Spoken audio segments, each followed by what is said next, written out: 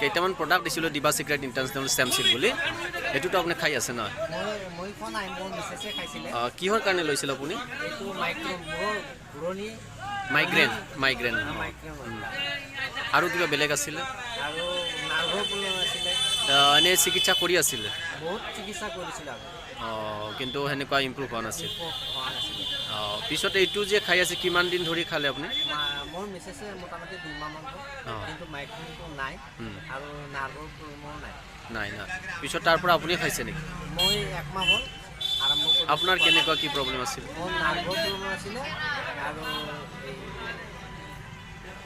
নাৰ্ভৰ প্ৰব্লেম মানে টানা টানি কৰে হাত ভৰি নহয়? হাতৰ আঙুলি ভৰি আঙুলিবিলাক দেখাইছিলে, অঁ, সেইকাৰণে খাইছিলোঁ। এতিয়া মোটামুটি ভালেই পাইছে।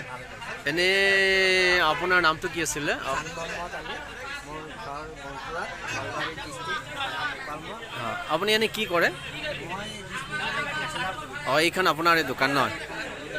যিয়ে নহওক, তেতিয়াহ'লে আপোনাৰ মিছেছৰ লগত আপুনিও খাই মোটামুটি এটা কোৰ্চ মোটামুটি খাইছে আৰু মানে তিনিটা কিন্তু আপুনি 3টা তেওঁ 3টা মোটামুটি 6টা নহয়? এনেই খাই কেনে যে ভাল পাইছে তাৰ কাৰণে আপুনি ৰাইজক কিবা ক'ব বিচাৰে নেকি? মই ৰাইজক এতিয়াও অনুৰোধ জনাওঁ, দিবা চিক্ৰেটৰ জৰিয়তে আপোনালোকে যদি খোৱা নাই, কোনোবাই যদি বেমাৰত যিকোনো বেমাৰত যদি কিবা ভুগি আছে, আপোনালোকে দিবা চিক্ৰেটটো এবাৰ এটা কোৰ্চ খাই লওক। খোৱাৰ পিছত আপোনালোকে নিজে অনুভৱ কৰিব যে দিবা চিক্ৰেটটো কেনেকুৱা ধৰণৰ মেডিচিন।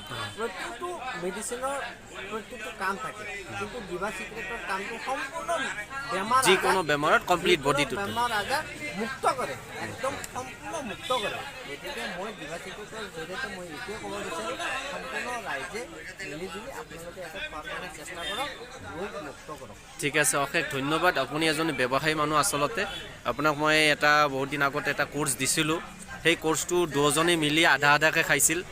আকৌ হঠাৎকৈ এদিন খবৰ ল'বলৈ আহোঁতে আপুনি ক'লে যে অলপ ভাল লাগিছে, মিছেছৰ বোলে আগৰ যিটো টেবলেট খাব লগা আছিল মাইগ্ৰেন আৰু নাৰ্ভৰ সেইটো নালাগে। তাৰপিছত আকৌ আপুনি এটা কোৰ্চ লৈছে, 2টা কোৰ্চ লৈছে অৰ্থ।